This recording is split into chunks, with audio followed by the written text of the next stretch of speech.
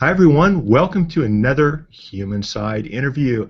My name is Mitch Jackson. This is Human.social, and this afternoon I've got a very special guest with us, someone who I followed his career, read his book, checked out his products over the years, is Mr. Jason Fried. Jason, welcome to the show today. Hey Mitch, thanks for having me on today.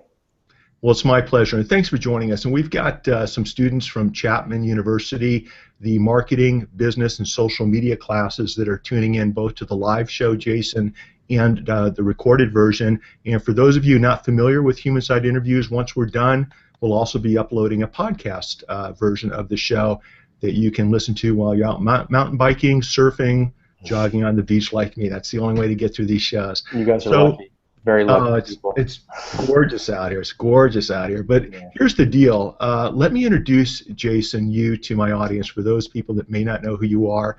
When Jason started out, when he co-founded Basecamp back in 1999, fear was a factor in his decision. But it probably wasn't the type of fear that you're thinking of. And I'm going to let Jason explain that a little bit because we have something in common with respect to that type of fear, Jason. During today's conversation with Jason, we're going to talk about fear, we're going to talk about M&Ms, we're going to talk about marketing without marketing, and we're going to talk about the old advice and fallacy of doing what you love to do in business. Love what you do in business. This is something, Jason, that came up Monday in class, and we're going to talk about it a little bit today during our interview. But before we get started, I'd be a little bit remiss if I didn't share with everyone the book that you co-wrote with David Hansen a few years back called Rework. And in it, the two of you talked about new ways of working and creating products, services, industries, running businesses, specifically oriented, in my opinion, towards entrepreneurs and business owners. And rather than hear me tell everyone what a great book it was, let's go ahead and share Mark Cuban's thoughts about the book. Mark Cuban, who's the owner of the Dallas Mavericks and the co-founder of HDNet and Broadcast.com, said, and I quote, "If given a choice between investing in someone who has read Rework or has an MBA, I'm investing in Rework every time. This is a must-read for every entrepreneur." End quote. So, you know, if Mr. Shark Tank says we got to read your book, Jason, I guess that's all we really need. Once again, thanks for being on the show. And Jason, why don't you share with everyone your story about how fear led you to creating the Basecamp series of products? Well, so first of all, thanks again for having me on. I've been sort of fear's an interesting thing for me because I originally started my business back in '99 because I was afraid of having to go work for somebody else. And in fact, I did work for somebody else. I graduated from college in '96, and I went to work for a guy out in San Diego for a few months, doing website design for him. And 3 months in, I just realized that this isn't what I want to do. I don't want to work for somebody else. I want to work for myself. I was kind of afraid of getting stuck in a place, doing something for someone who we didn't see eye to eye on things. He was a decent guy and everything. Everything was fine. We just didn't see eye to eye, and that was scary to me. That like every day I'd be going to work in a place like that, or doing that kind of thing. And so I kind of got afraid. I was afraid of ending up that way. And a lot of my friends ultimately did end up that way. They've been working, and they still do work in jobs they don't really like, but they kind of have to pay the bills, and it's just not a good way to be. So I didn't want to be that way. So anyway, I moved back to Chicago, where I'm from, and I had some freelance clients doing website design that I had developed during college. And I started doing more website design, hooked up with a couple other guys, launched a company in 1999, and ever since then, so it's been about 15 years now, I've been working for myself, and it's something I encourage everyone to try to do at least once in their life. It's a very important thing to try. It's not for everybody. Some days I wonder if it's for me, but it's challenging sometimes. But anyway, it's a great thing, and I'm glad I did it that way. You know, it's funny how whether it's fear or being afraid of working for someone else, having to punch that 9 to 5 clock, for me, Jason, same story. And 29 years later, here I am with my own law firm, and I've been practicing since day one. Yeah, you know, that's awesome. You know, it's just great. I love it. But like you said, sometimes you wonder, what would it be like if I didn't have to deal with all the admin, employee-related issues, and all I had to do was try cases, or all you had to do was just, do the portion of your business that you enjoy doing. Yesterday at the end of, or Monday at the end of a couple of lectures and some classes, Jason, I asked the students to raise their hands how many of them, once they graduated, were interested in starting their own businesses. Is that why they were in college? Is that where they were taking these classes? Only about 25% of the students raised their hand. And it kind of surprised me. I actually thought it would be 70 or 80%. As hard as it is to start your own business, all of the risk, all of the challenges, can you share with the students that are listening maybe what are some of the benefits that they really need to look at thinking long term in making this decision, and why they should probably at least give it a try, assuming their DNA is such that entrepreneurship is something for them? Yeah, and by the way, I think what you just said at the end is important, because it is not for everybody, and some people know for sure that it's not for them, and that's totally fine. I just think it's sort of if you're on the fence about it, it's probably worth giving it a go. The reason I think it's great is because at the end of the day, I think the most valuable thing you have is time and your attention. And when you work for somebody else, they own your schedule, which basically means they own your time. And so you're expected to do this from a certain time to a certain time every day, and that's just kind of the way it is. And sometimes it's actually most of your day. Sometimes it can go really long. Some people can work 70, 80-hour weeks. And that's just the understanding. So now your life is basically on someone else's schedule. And I have just a hard time with that, because I have so much value for time. And I think it's something that when you're in college, you don't think that much about in terms of your time, because you think about other things like I want to get experience, and I want to do interesting things, and I want to work for a big company that's exciting, and those are all super valuable things too, and I would never take anything away from those experiences. But I think as you move on a little bit, you realize how valuable time is, and I think the only way to really truly get the most out of your time is to own it yourself. Is to own your own time and set your own time. And that doesn't mean, by the way, that when you own your own business, you're not working a lot. You do work a lot, but it's your work for yourself, which is just different. It's flat out different than putting your time in extended periods of time for someone else. So again, it's not for everybody, and there's plenty of other valuable things about working for someone else. But for me, schedule is an important part of it for me, and that's what I've decided. Yeah, no, I mean, it's when you're working for yourself, sometimes it doesn't really feel like you're working. And what I've learned over the years, the success that I've had with my business and my business ventures in my life, what have you, none of that success has been more important than having the flexibility to leave the office at 3:30 in the afternoon, or not even come in if I don't want to, and coach my son in Little League Baseball or watch my daughter run track. There's a certain flexibility there that you just can't put a price on. And as you get older in life, you realize how invaluable that flexibility is. It is. Now, I will say that, so I find that to be totally true and super important, and I try to extend that to my employees too, because obviously my employees work for me, and they don't work for themselves. But what can I do as an employer to help them have as much of their schedule as they possibly can? And so, for example, we allow people to work from wherever. So we have people who work for us in 30+ different cities around the world. They can work from home, they can come into the office, whatever they want to do, they can work remotely. We also give people Fridays off in the summer. So from May through October, they have Fridays off, so they have 3-day weekends, awesome. Which is great. People don't have to check in from 9 to 5. It's not about that. If you're more effective working at night, work at night. If you're better in the morning, if you're a morning person, work in the morning. If you need 3 hours off in the afternoon to pick up your kid from school or coach a league, fine. Those things are all fine. So I try and extend those benefits to as many people as I can who work for me as well. And we're the same way. My law firm, I do it the same way. Taking outside industry examples, such as what you're doing, and bringing that into what's commonly been looked at as a very traditional type of way of running your business. Frankly, it's a very inefficient way. Most law firms are not run properly. Right. Your employee morale is better. Everyone's a lot happier. The whole attitude around the office, and they're more productive. Let me ask you a question about that, because for those individuals who happen to be in the Chapman University classrooms listening to this interview, if they start their own company, how did you develop that frame of mind, that mindset to have that type of flexibility and trust in your business model, in allowing your employees that flexibility, such that I guess you've eventually learned that it works for you? Yeah. Correct? And Yeah. where did that come from? How did you initially get the balls to do that?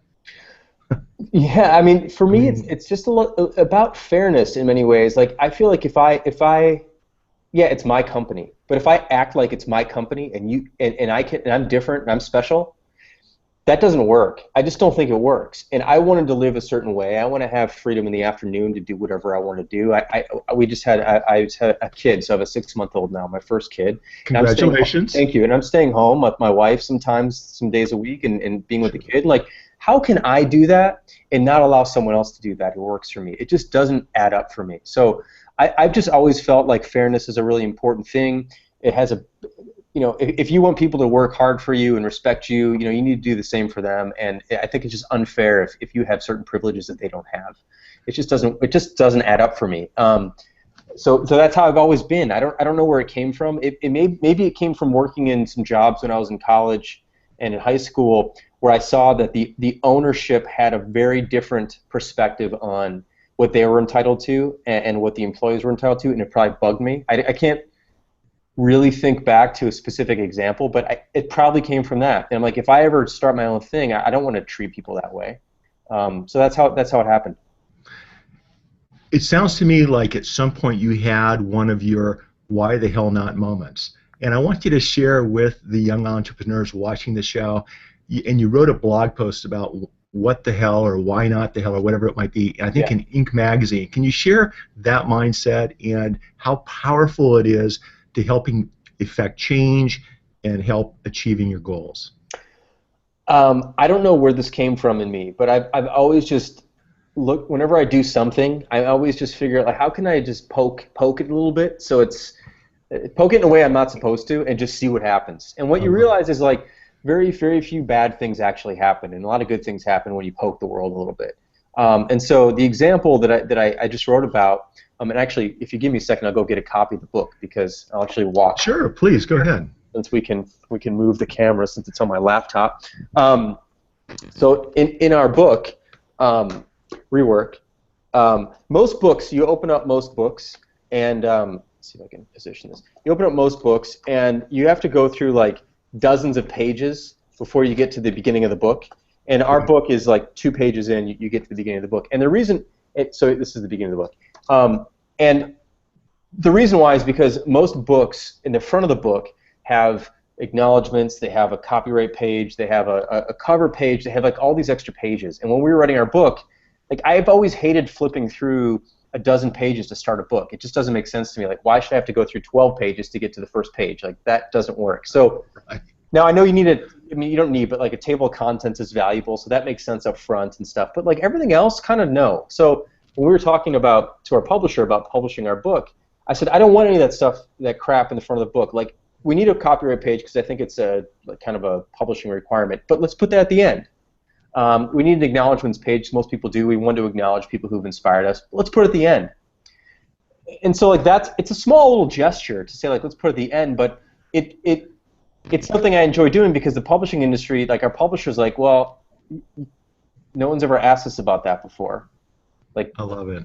That's not what you're supposed to do. And I said, well, maybe not, but like, would it hurt? Like, can we do it? And they eventually said, there's no reason why you can't do it, and so we did it. And it's those little things that you sort of, as you pile up those little things and you realize that you can actually change the way things are done, even in a small, tiny way, by moving 2 pages from the front to the back, you start to build up the confidence that you can do other things that you're not supposed to be able to do. And layering those experiences on top of each other, eventually you get to the point where you start taking much bolder risks about, and they're not even necessarily risks, they're just like looking at things in a different way and going, I'm not going to do it the way everyone else does it, we're going to do it a better way. And you find that it's a differentiator, it's more exciting, it's more fun. I don't know, it's flat out more fun, and I think that business should be fun. Why not? Why shouldn't it be? And so sometimes doing stuff a little bit differently is fun, and that's what we do. Well, it's interesting. It's fun to disrupt what everyone thinks how something should be done. And when I read that, I connected with that story, Jason, because I'm a first generation lawyer, blue collar type of family. Once I started practicing, I started doing things like all the other lawyers, and I started asking myself, why am I doing this? Why the hell aren't I doing it this way?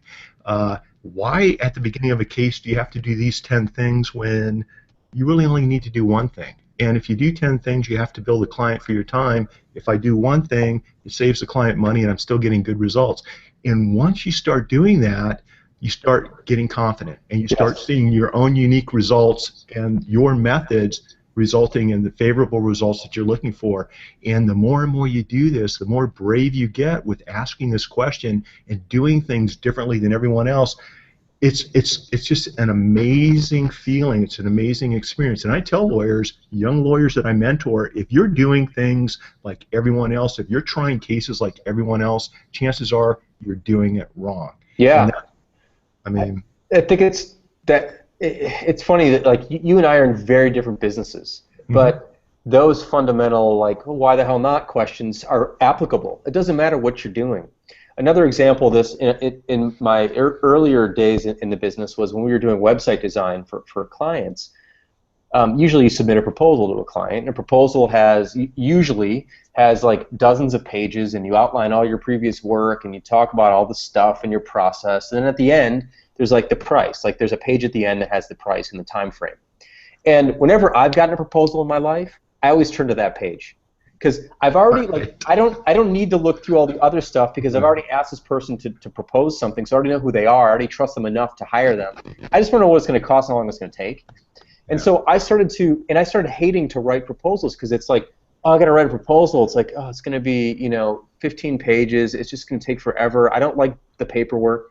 So what if I just started cutting a bunch of stuff out? And eventually I got to the point where my proposals were a single page. It was a paragraph of summarizing the project I'm going to do, how long it's going to take, and how much it's going to cost. And I didn't lose business because of it. I don't know if I gained business because of it, but I didn't lose any people. And in my mind, I would have thought, I can't do, that's not what a proposal is. So if I just submit a page with a price, no one's going to hire me. Well, it turns out people don't care about all those other 20 pages in the proposal. They just look at the price and the cost anyway, or the time frame anyway.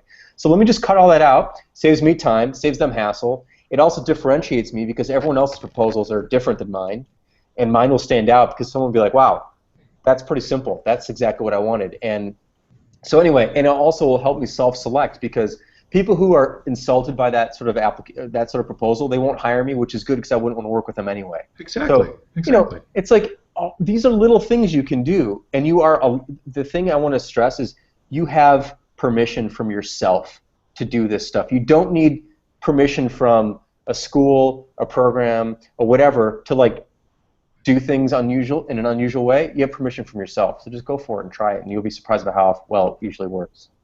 Isn't it interesting how you can look at other industries and then take the way they do something and improve upon how they're doing something and bring it into your business, into your profession, and hack your own business in a way that other people in your business have never thought about or done before?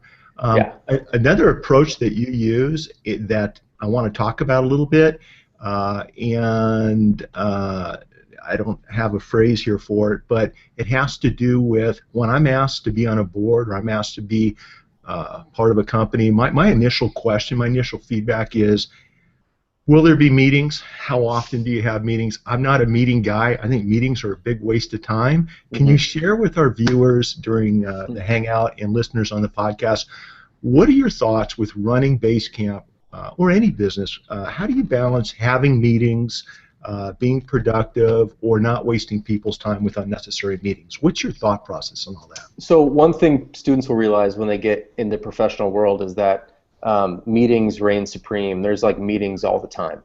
People want to get together and sit around a table and talk, and there's nothing wrong with that. What's wrong with it, I think, is when it happens all the time, and it's like it displaces something else, right? There's only so many hours in the day. You're responsible for getting work done. Like that's your job, is to get work done. Your job's not to go to meetings. Your job is to produce and have some sort of output. When your day is occupied by meetings, you have no time to do the work. but the work is what you're actually judged on. And so I think they're just unfair. I think the amount of meetings people are required to attend are unfair because it gets in the way of doing the work. And so my feeling is that in most cases, most things can probably be decided by a couple people working together closely, rather than having to pull 8 or 10 people into a room and have a discussion that lasts an hour. And most meetings will last an hour. That's just like how they're scheduled. Mm-hmm. But most things can probably be tackled in 15 minutes between a couple people. And we prefer to work that way at Basecamp, where a few people make decisions, and that's that. And like, look, if they struggle with it and they can't come to a conclusion or whatever, then maybe they can pull more people in, and then we can maybe have a more formal moment to sit down and talk about it. But I'd rather that decisions are being made sort of all the time progressively by small groups of people or by an individual, rather than stopping work all the time to have a bunch of people who don't need to be in a room together talking about something they don't all need to be talking about. So that's just my feeling, and I frankly hate sitting around. I hate sitting around for an hour when I know something can be done in 10 minutes. I just hate it. It's just a waste of everything. It's like a waste of it wastes everything. It wastes money. It wastes time. It wastes attention. It breaks up your day. That's the other thing that I want to mention is that, especially in creative work, you need stretches of uninterrupted time to like really get into the flow, just like anything, I think. And when your day is chunked up by meetings, you don't have any time to you don't have like 3 or 4 hours. I bet if you ask people, and I've asked people this, like, when's the last time you had 4 hours uninterrupted at work? Like, the people say never. Like, they can't even remember a moment, and that to me is a terrible loss. So, when you have meetings every hour or 2 hours, like, you just get these small chunks of day, and you can't really be creative and do any good work. So, I don't know. I try to avoid them at all costs. Sometimes we have them. We do have them at Basecamp occasionally, but they're always like the last resort rather than the first option, and that's how I tend to think of meetings. It's what bothers me a lot is when it takes a week and multiple meetings and emails, what have you, to answer a yes or no question. Right. And it's not only does it waste everything that you just said, it wastes my life. Yes. It wastes the life of the other participants in the company. Their life has more value than mine. Yes. And that's what drives me crazy. On the other side of the coin, sometimes you have an important business decision where you want to bring in and brainstorm what all of your options are, because inevitably you're going to hear a thought or an idea that you didn't think about. Right?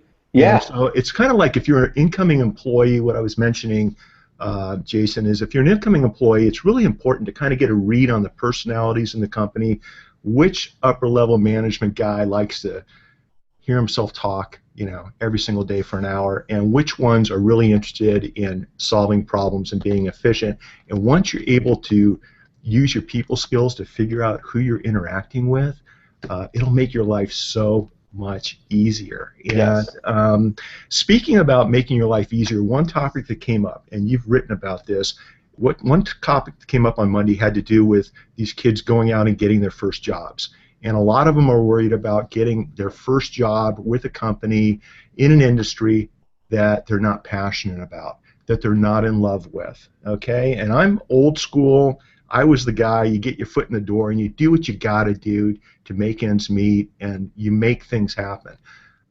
What's your advice? And I know you wrote an article about the fallacy of love what you do. Can you share with our viewers your thoughts on how important it is, if at all, to love what you're doing, and whether or not that's a flexible gauge depending on where you are in your career or how old you are in evaluating how much you really do need to love what you're doing? So I'm kind of with you on that, which is that there's a lot of romanticism around finding the dream job and finding what you love and all that stuff. And like, if you can find that, fine. Sure. But don't hold out for it that long, especially when you're getting started. You need to get some experience. You need to get in there and do some work. You need to see what's going on. You need to learn a lot of things. So my feeling has always been take whatever job you find challenging first. It's more about what can I learn here and what's challenging and interesting to me, more so than like what do I love. So for example, like if you love baking, maybe one day you'll start a bakery, maybe, but maybe you can do something else for a while to learn about, food service, or maybe you could do something else to learn about logistics. Maybe there's all these other things you could maybe learn that are challenging, interesting, and things you don't know anything about. True. And you may not love logistics. You may not love food service. You may not love customer service even to start. But like you need to know about those things. So that's the kind of stuff I think you should get into. So for me, it's about what's challenging, what's intellectually stimulating, more so than what do you love.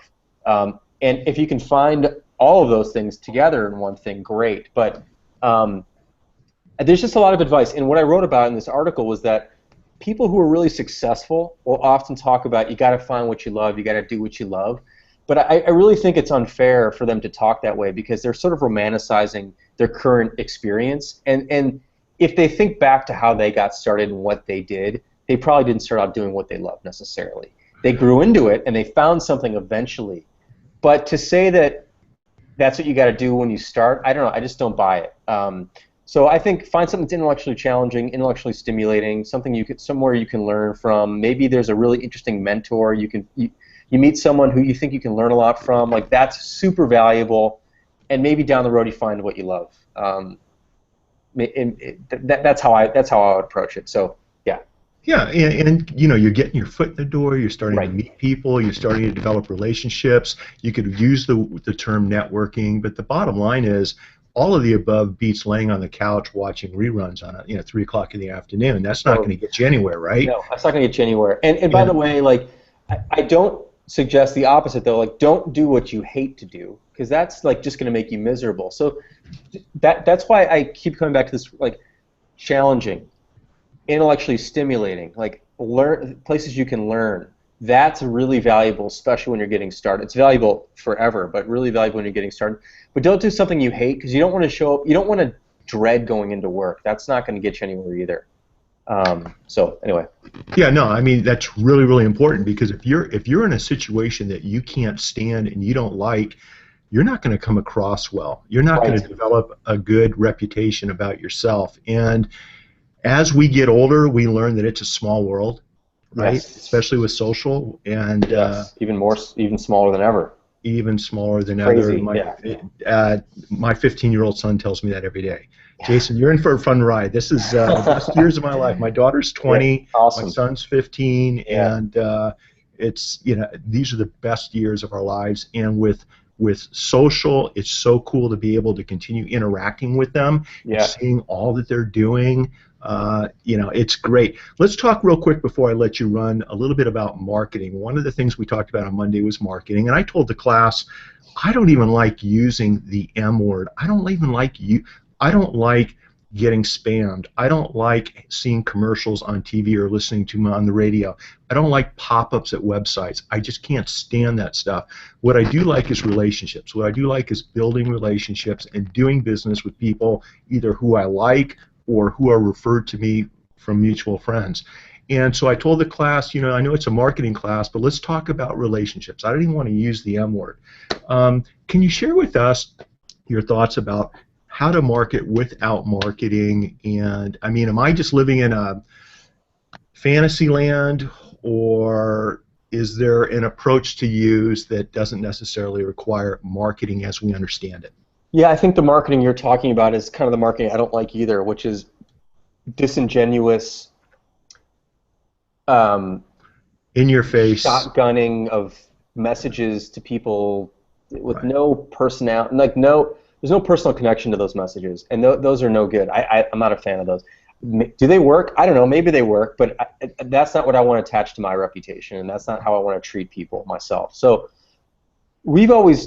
at Basecamp, we've always thought about marketing as everything that we do. So to me, customer service is marketing, right? So if we treat our customers poorly, that's bad marketing. If we treat them well, that's good marketing. There's no budget. It's not a marketing budget. It's not part of the marketing department. It's just treating people well. Like that's marketing. Every little error message in our products, like if there's something goes wrong, how do we handle that situation? How do we congratulate our customers if they do something well? Like all that stuff. That's all marketing. How we speak is marketing. How we share is marketing. How we talk, how we write is marketing. every experience a customer has with us, they form an impression about us, just like you do with people. And so I think when you start thinking about marketing as this thing that only this group of people do, or only this department does, or there's a marketing, those are the marketing people, then you miss the bigger picture, which is that every interaction a customer has with you is marketing.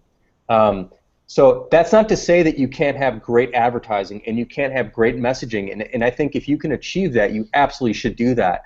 But to separate marketing from everything else you do, to me, doesn't add up. So it needs to be part of everything you do. Plus, you can also potentially, hopefully, do a good job with targeting your message to the right people at the right time. That's like above and beyond just treating people well and doing the right thing. And it sounds to me like when we're talking about marketing as you've worded it, this isn't just limited just to the business or when you're at work, or if we're working for your company, wherever we are, but we're still kind of on the clock because we're supposed to be working on projects for Basecamp. It's what you're doing in community service organizations. It's what you're doing when you're down at the school picking up your child and talking to a teacher. Whether you know it or not, you're still marketing. You're still developing relationships, and you have to keep this in mind. It's a 24/7, very transparent world right now. Yeah. And if you do it the right way, you can have fun doing it. That's what's fun about it, right? Yeah, I think you're right. It's you know, it just, this is the thing. I don't think there's one of the problems I have with the corporate world in general is that people are one way outside, like at home or whatever, and then they go into work and they get all stuffy and they get like all serious and professional, and they aren't themselves anymore. And like I just, you need to be yourself all the time. And when you're outside of work, you still represent the business. You still represent yourself. You represent your employer or your employees. There really is no separation in that way. People don't put a wall up and go, well, he's really nice outside of work, but at work, no one likes to work with him. No, it's like you're not two different people. You're the same person all the time. And so I think you do have to keep that in mind in every interaction that you have. Are you generous? Are you fair? Are you trustworthy? You know, those are the things that matter inside and outside of work. And if you treat people poorly outside of work, people are going to hear about that inside of work, and they're not gonna respect you, and they're going to have problems with you. So you just got to be a good person everywhere, and do as many, I think, and treat people as fairly as you can all the time. I think that's super important. You know, for the student that asked me on Monday, well, how do I come across on social? How do I differentiate between being the lawyer at the office and being the guy on the football sidelines snapping Instagram pictures during my son's football game? And what I was explaining to him, Jason, is I'm the same person. I don't try to be one or, you know, it is what it is. If people want to do business with me, and there's plenty of people out there that do, then you have a great connection. If somebody's looking for a stiff-backed, you know, uptight lawyer, then they can go hire someone else. Right. Life's too short. And there's plenty of them out there too. Right? You know, from what I've been told, there's plenty of them out there. Thank God they're not in this office. Yeah. Hey, Jason, this has been awesome. Real quick before I let you run, the mindset that we've talked about and that you have, who in your early life experiences, where did you get this from? Is there a single person or a single experience that when you were young that started getting you to think this way? Can you share that with our viewers today? It's a good question. I think it's a combination of a variety of experiences. So as far as like entrepreneurial spirit, my dad, my grandfather on my mom's side had started his own grocery store chain. So I think there's a little bit of blood in there. My dad used to work for someone and then didn't like it and went off on his own when I was younger. And I think that, and he's always been on his own. He's always told me, like, if you have a shot to go on your own, do it. So like that sort of inspired me there. As far as treating people fairly, I think my parents just have always been those people who always, I've just always seen them do the right thing. It doesn't matter what situation they're in. It doesn't matter necessarily what's convenient. It's like, what's the right thing to do? And I think they've really inspired me there. I've also worked for bad bosses. I've worked for bad people. One job I had when I was growing up, the owner of the company was really racist and racist towards certain customers, and like I kind of couldn't believe that anyone would be that way, and they just didn't care. They just had this entitled feeling about themselves, and like that really bugged me. I didn't at the time think like I don't want to be like that person I just knew that that was just not right. And I've also worked for really good bosses who are really thoughtful and really fair, and really understanding, and that influenced me too. So I think it's like, just like everyone, it's a matrix of a variety of different experiences, good and bad, and you kind of form yourself, I think, through that. Plus, just your own sense of, where your own compass is a big part of it too. I've just been fortunate, I think, to be around good people who treat others well, and I've learned from that. It's not like I'm not perfect in any way, but I try to do the right thing as often as I can. It's interesting you talked about it having a bad boss, and I will tell you I've had some employment experiences myself, life experiences I would never want my kids to go through. Mm-hmm. But I look at that now and I think to myself, what I experienced was really, really a good thing, because it taught me never to be that way. Yeah. And I'll never be that way to somebody else. And as uncomfortable as I was in a particular job with the same type of thing happening, it reinforced in my mind I'm never going to be that person. So yes, even though I was miserable at the time, looking back, it's made me a better person, a better father, better human being. So I can totally relate to that. Hey, Jason, this was awesome. I really appreciate you taking the time to do this. If people would like to reach out, kick the tires on your products, connect with you for interviews, whatever it might be, what's the best way for everyone to get a hold of you? Sure. So if you're curious about the product, just go to basecamp.com. I'm on Twitter at Jason Fried. That's Fried. So you can reach me there. You can also email me if you want. So it's jason@basecamp.com. Sometimes my inbox gets a little bit unruly, and so it might take me a while to get back to you. But I do try and get back to everybody who writes me. But yeah, Twitter's short, so it's not. We can't go into depth about things. But I'm checking it often. I'm usually responding there. But email's good too. Any way you can find to get a hold of me is fine, and I'll try and help out any way I can. Okay, cool. Jason, I really appreciate it. Your products, your services are awesome. They've always been one step ahead of the competition, and wish you nothing but success. Enjoy being a dad, and hopefully we'll see you at a conference or something in the upcoming year. Much success, and thanks for your time. Thanks, Mitch. I appreciate that. Thank you. My pleasure. Thank you.